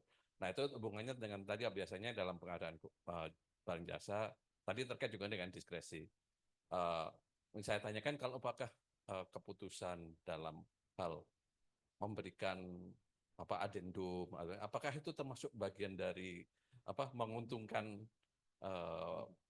penyelenggara, menguntungkan kontraktor atau penyedia, atau apa itu termasuk bagian dari bisa dianggap sebagai korupsi Pak? Terima kasih. Langsung aja Pak Cornelis. Bapak Ibu yang saya hormati, tentang adendum. Dalam perkara saya mencontohkan perkara tindak pidana korupsi BTS Kominfo. Dalam pelaksanaan penanganan perkara itu, penyidik melihat bahwa terjadi 9 kali adendum. Nah, salah satu adendum yang dibuat adalah denda keterlambatan. Yang dalam rancangan kontrak itu awalnya dimuat denda 1/mil dari seluruh nilai kontrak. Kemudian dia merubah menjadi 1/mil dari sisa hasil pekerjaan. Implikasinya apa? Implikasinya adalah bahwa ada calon penyedia yang dirugikan di situ. Karena apa? Rancangan kontrak awal kok sudah 1/mil per seluruh nilai pekerjaan, kemudian dalam perjalanan di adendum. Nah, ini kan sebenarnya terjadi diskriminasi terhadap calon penyedia yang lain, sehingga proses kompetisi sebenarnya yang harus berlaku dengan baik dan adil itu tidak terjadi. Dampaknya ke situ, Pak. Umpamanya kalau kita melakukan adendum yang tidak sesuai, Pak. Tapi kalau adendum itu dibuat sesuai dengan norma-norma, peraturan-peraturan yang ada, itu bagi kami itu dalam aspek kami penyidik itu tidak ada persoalan. Demikian. Oke. Satu lagi ya dari ruangan ini ya, soalnya sudah banyak yang ini nih. Silakan Pak Kukuh ya. PFA bidang invest ini bisa dibilang baru-baru bidang invest di Kalbar ini. Saya senang sekali antusias untuk itu acara ini. Silakan Pak Kukuh. Pak Kukuh ini Dalnis di Invest BPKP Kalbar. Silakan Pak. Terima kasih Pak. Izin Pak, tadi mungkin juga sudah dibahas juga ya, tapi karena mungkin tadi terpotong atau terbatas waktu, mungkin bisa dijelaskan lagi nanti Pak ya, terkait dengan adanya diskresi tadi Pak, diskresi membuat kebijakan karena suatu kewenangan. Nah dari pembuatan diskresi atau kebijakan ini adanya potensi kerugian negara. Nah, kemudian tadi disebutkan sebagai sudah dijelaskan tadi bahwa diskresi itu menyalahi kewenangannya, gitu kan. Nah, bisa juga diskresi itu juga sudah sesuai dengan kewenangannya. Nah, untuk yang kedua perlakuan atas kedua diskresi ini seperti apa, Pak? Nah, terkait dengan perlakuan hukum kepada pihak-pihak atau yang melakukan diskresi ini. Demikian, Pak. Terima kasih. Silakan Pak. Baik, terima kasih Pak Kukuh. Pertanyaan yang baik bagi saya.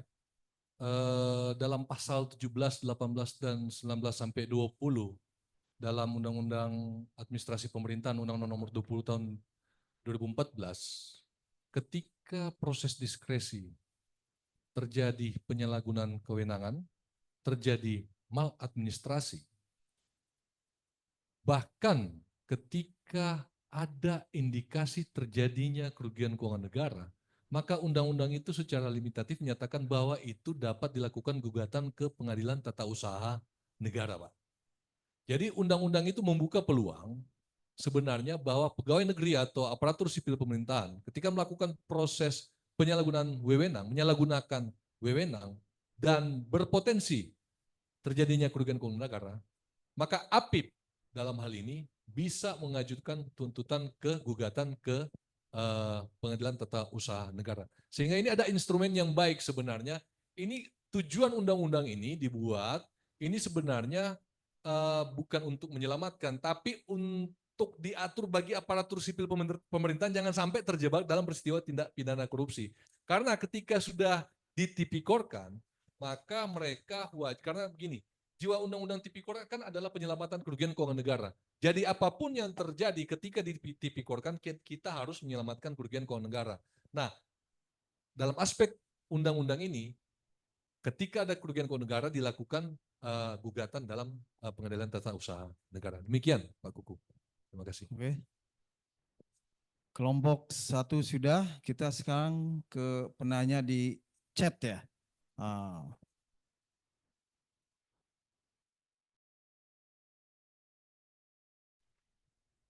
Siapa dulu nih? Langsung berinteraksi via Zoom aja ya. Ade Priyadi, izin bertanya, apabila terjadi gratifikasi dan terjadi penyitaan barang bukti, selanjutnya dari hasil penyelidikan tidak terjadi perbuatan melawan hukum, apa tindakan selanjutnya? Pertanyaannya, apabila terjadi gratifikasi dan terjadi penyitaan barang bukti, selanjutnya dari hasil penyelidikan tidak terjadi perbuatan melawan hukum, apakah tindakan selanjutnya? Bapak-bapak, ibu-ibu, kalau tindakan gratifikasi ini sudah nyata dan pasti. Tidak ada gratifikasi yang tidak nyata dan pasti. Perbuatan melawan hukum itu kebanyakan dari aspek pasal 2 dan pasal 3. Kalau sudah senyata-nyatanya bahwa dia terbukti melakukan gratifikasi, berarti kan terhadap barang bukti itu kita harus meminta putusan pengadilan. Nah, Memang ini pertanyaannya bagus sekali. Ketika sudah kita mendapatkan penetapan pengadilan, tapi ternyata tidak terbukti lah, begitu ya. Bukan merupakan gratifikasi apa yang harus dilakukan. Ya tentu harus kita kembalikan. Sesimpel itu sebenarnya yang harus kita lakukan. Demikian, terima kasih. Oke, Pak Ade Priadi ya. Berikutnya siapa nih? Ada yang bisa muncul nggak di itu ya? Ahmad ya? Ahmad, Inspektorat mana nih? Silakan Pak Ahmad. Nah itu, Inspektorat Pasangkayu ya? Bisa muncul? Pertanyaannya, bagaimana cara mengidentifikasi adanya benturan kepentingan dalam suatu proses pengadaan? Dan apa saja contoh situasi yang dapat dianggap sebagai benturan kepentingan dalam pengadaan barang dan jasa? Menyangkut benturan kepentingan, saya mencontohkan itu perkara ini sudah putus, jadi sudah inkrah, sudah mempunyai kekuatan hukum tetap, jadi mungkin bisa saya sampaikan di sini. Benturan kepentingan dalam perkara BTS Kominfo, bapak-bapak, ibu-ibu sekalian, perkara korupsi yang ada pada pengadaan tower BTS, terjadi benturan kepentingan antara direktur utama sebagai KPA, kemudian PA dalam hal ini menteri, dan calon penyedia. Betul memang PA telah memberikan kuasa kepada pengguna anggaran. Namun, kenapa kemudian PA pengguna anggaran dalam hal ini menteri bisa terbukti melakukan tindak pidana korupsi? Karena dia melakukan intervensi kepada kuasa pengguna anggaran. Sehingga menurut ahli dari LKPP, ketika dia melakukan intervensi, dia harus dimintai pertanggungjawaban. Kenapa? Intervensi apa yang dilakukan? Dia menitipkan calon-calon penyedia yang lain agar supaya dapat dimenangkan dalam proses prakualifikasi dan proses lelang itu sendiri. Kemudian benturan kepentingan yang lain. Ini memang cukup unik. Di Indonesia, sejak tahun berapa itu kita sudah mengadakan pengadaan lewat SPSE ya, sistemnya. Nah, di Bakti Kominfo, untuk proses prakualifikasi, mereka memutuskan untuk dilakukan secara manual. Pertanyaannya ada apa? Ternyata penyidik pada waktu itu dapat menemukan adanya peristiwa permufakatan jahat, di mana syarat prakualifikasi adalah membentuk suatu kemitraan. Ketika mereka berkoordinasi dengan para calon penyedia, kemitraan itu belum terbentuk. Sehingga agar supaya kemitraan bisa mereka mengetahui terbentuk atau tidak, supaya dokumen bisa dilakukan penukaran, ya kan? Nah, mereka memutuskan untuk dilakukan prakualifikasi secara manual. Di samping itu, kemudian direktur utama, dia melakukan proses komunikasi dengan memasangkan calon-calon penyedia yang ada di konsorsium. Umpamanya ada 3 konsorsium, dia yang tentukan. Konsorsium A, kalian perusahaan ini. Konsorsium B, kalian perusahaan ini. Konsorsium C, kalian perusahaan-perusahaan ini. Jadi sudah diatur sedemikian rupa benturan-benturan kepentingan itu yang dilakukan oleh baik PA, KPA, dan kepala-kepala divisi dan PPK. Demikian. Ya, jadi intervensinya dalam bentuk menitip Pak ya. Kalau sudah dititip biasanya bingung ya. Titip menitip ya. Baik Pak Ahmad, berikutnya.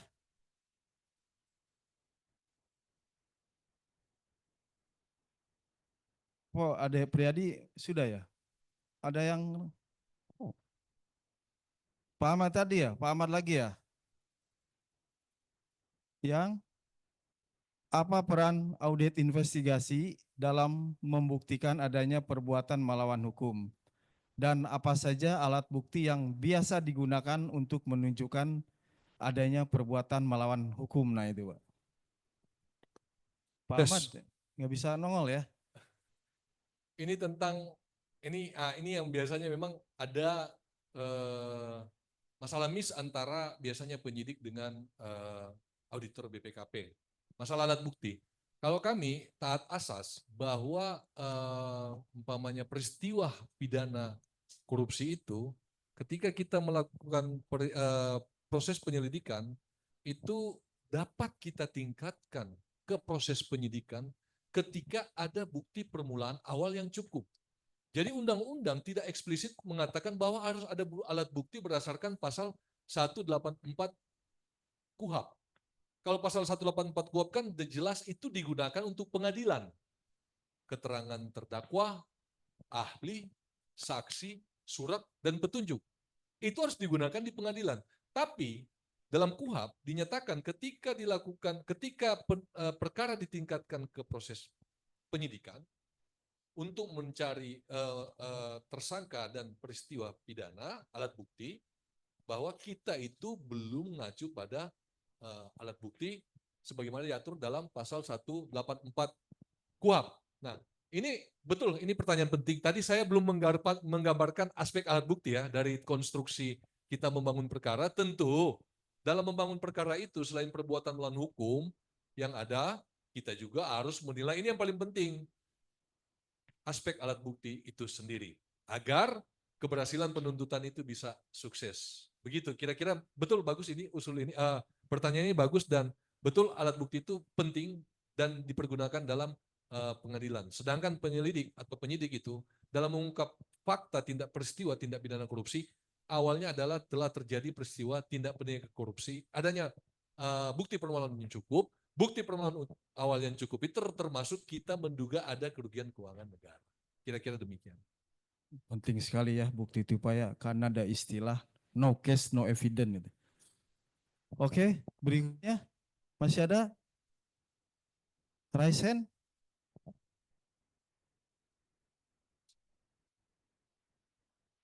Pak Ade Priadi, oh terima kasih, baik sekali penjelasannya. Ada yang raisetnya?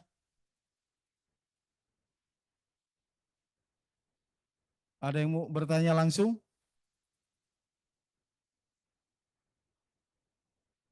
Sudah jelas sekali mungkin ya penjelasannya ya, dan semangat sekali saya lihat Pak Neles nih.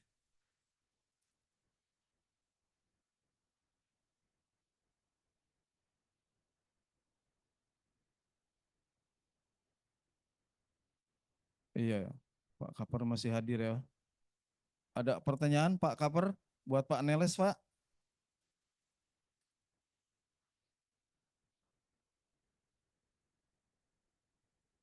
Tidak lagi? Wah, kita mantap sekali Pak waktunya. Atau mau ditambahkan lagi Pak? Itu cukup ya. Baik, Bapak Ibu, di ruangan ini masih ada yang mau tanya? Ada? Oh, silakan. Oh ya, luar biasa. Tolong sebutkan nama ya, biar tahu se-Indonesia. Selamat siang Pak, nama saya Andira. Pak, saya mau tanya Pak, tadi kan ada membahas tentang mens rea ya Pak. Saya mau nanya, sebenarnya kapan dan bagaimana suatu perbuatan itu mens rea, kan niat jahat. Niat jahatnya itu dikatakan diniatkan oleh pemilik perusahaan, dan kapan dilakukan niat jahatnya itu dimiliki oleh perusahaannya, gitu Pak. Bagus sekali pertanyaan nih, mens rea Pak ya. Luar niat biasa jahat ya. pertanyaan ini. Iya, silakan Pak Nel. Kapan, pertanyaan kapan dan di mana ya? Dan bagaimana? Saya contohkan umpamanya mens rea ini secara teori dia harus didukung dengan adanya kesengajaan, dia harus mengetahui dan dia harus mengendaki. Saya mencontohkan umpamanya dalam pengadaan barang dan jasa. Dalam pengadaan barang dan jasa itu ada pemalsuan yang dilakukan oleh calon penyedia. Umpamanya surat dukungan palsu, tenaga ahli palsu. Dia sudah tahu bahwa yang dia sadar, dia tahu, mengetahui dan mengendaki. Ketika dia mengetahui dan mengendaki itu palsu, ada perbuatan sengaja yang dilakukan dengan mengajukan penawaran. Sehingga kita dapat melihat niat jahat dari pengetahuan awalnya dia. Gitu. Yang kemudian kan faktanya bahwa tenaga ahli yang diajukan dalam pelaksanaannya proyek terbengkalai, tidak benar kualitasnya, karena apa? Ternyata dia tidak mempunyai tenaga ahli. Itu contoh. Contoh yang dekat-dekat aja, Bu. Kira-kira begitu, Bu ya. izin Pak, kapan mens rea-nya itu dilakukan oleh pemilik calon penyedia dan kapan dilakukan oleh perusahaannya Pak? Kapan dilakukan oleh pemilik, Pemilik atau pimpinan pimpinan perusahaan perusahaan, tersebut, kapan dikatakan itu yang pelakunya adalah perusahaannya?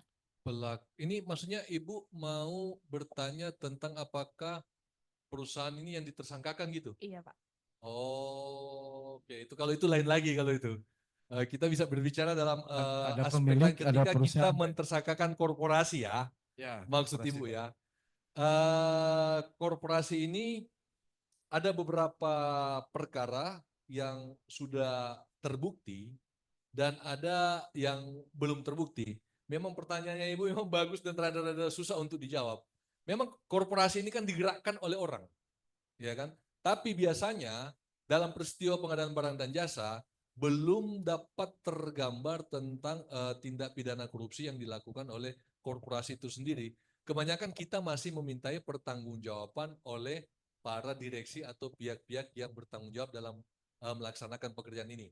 Nah, saya kasih contoh kasus mungkin, tapi bebas ya, saya tidak boleh menyampaikan di sini. Perkara yang sudah terbukti korporasi belum ada rasa-rasanya.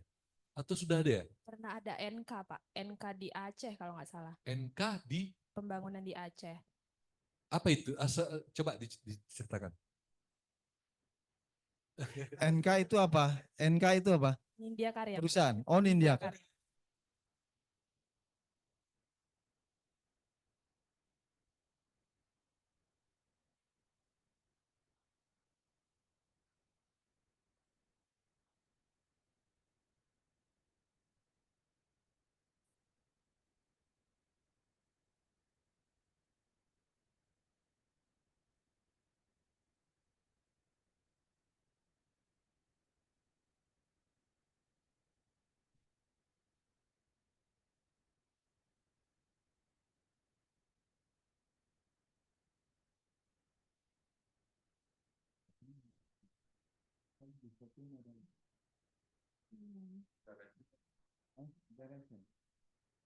Sebentar yang resen ya, ini tuntaskan dulu ini Pak ya.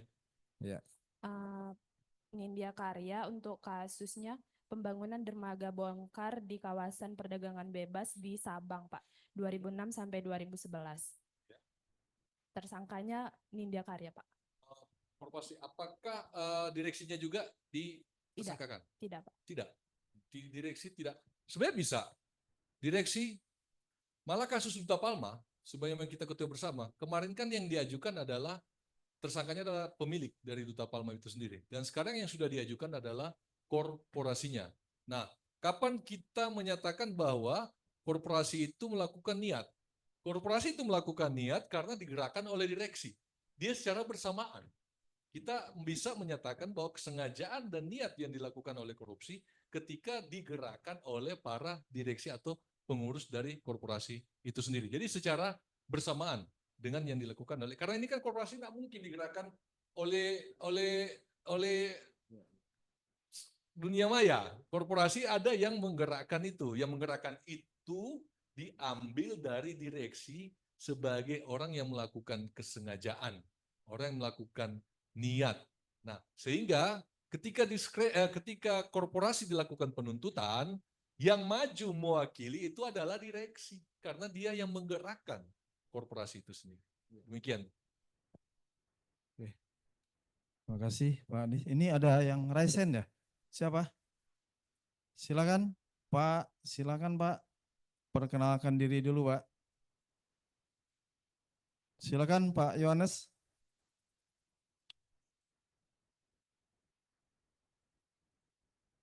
Silakan Pak Yohanes.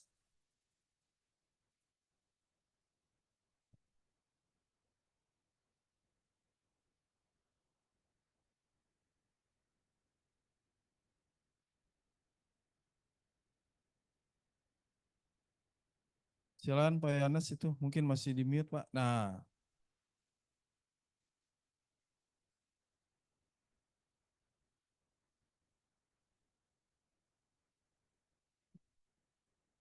Tidak keluar suaranya Pak Yohanes.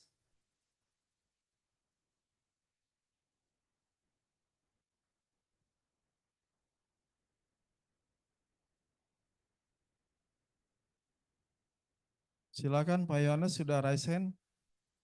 Yohanes Kawat, Irda Kabupaten Manggarai Barat, Labuan Bajo. Silakan Pak. Nah, baru aja.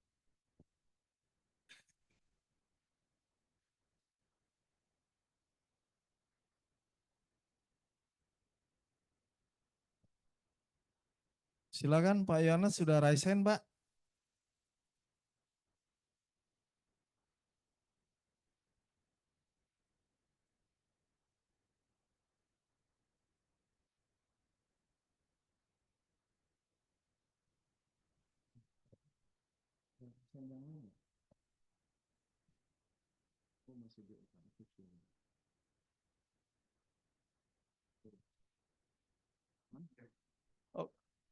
Oke, sambil nunggu raise hand Pak Yohanes nih yang belum muncul, kita coba ada lagi pertanyaan nih Pak.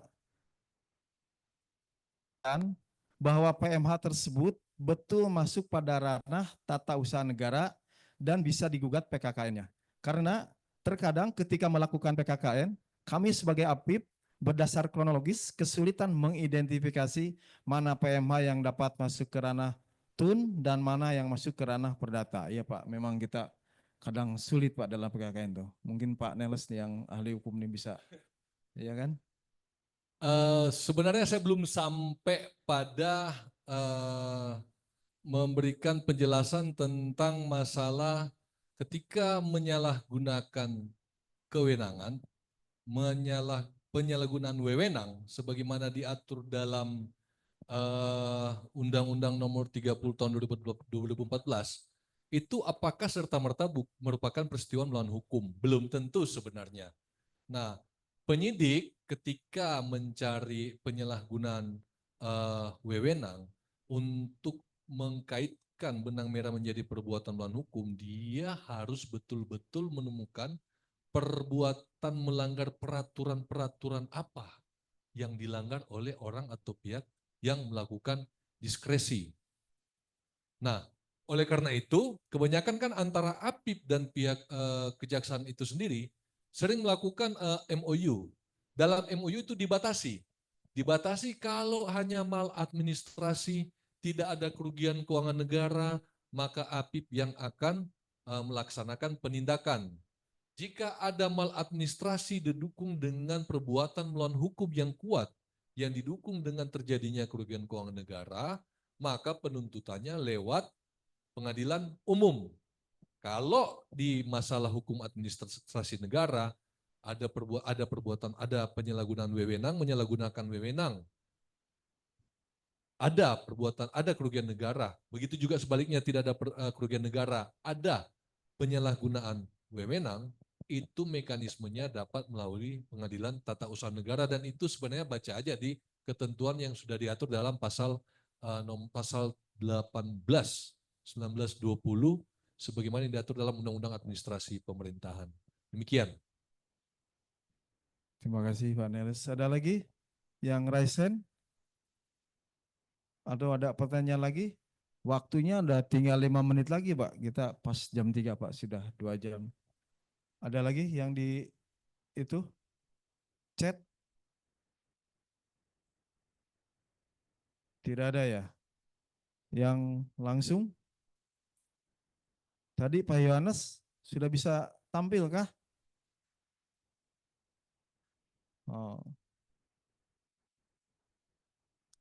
Baik Pak, kalau tidak ada lagi karena waktu kita juga sudah tinggal 3 menit lagi Pak. Barangkali ada closing statement dari Pak Cornelis? Ya, tidak ada, cukup ya. Baik Bapak Ibu, sudah memasuki detik-detik akhir. Terima kasih Pak Cornelis atas pemaparannya Pak dengan judul Teknik Membangun Konstruksi Perbuatan Melawan Hukum. Ini sangat bermanfaat sekali Pak ya bagi kami auditor, mungkin juga penyidik yang tadi saya sampaikan Pak. mereka datang ke BPKP minta bantuan audit namun belum jelas PMH-nya. Bahkan kadang kita sendiri yang menentukan PMH-nya, Pak. Walaupun bukan ranah hukum, Pak ya. Baik Bapak Ibu, terima kasih semua atas partisipasinya. Mohon maaf bila ada yang kurang-kurang. Selanjutnya setahu saya hari Kamis itu tidak ada ya. Yang ada tuh hari Jumat, Papua, dan Gorontalo. Sekali lagi mohon maaf, terima kasih atas kerjasamanya. Assalamualaikum warahmatullahi wabarakatuh. Aplaus buat Pak itu. Waalaikumsalam.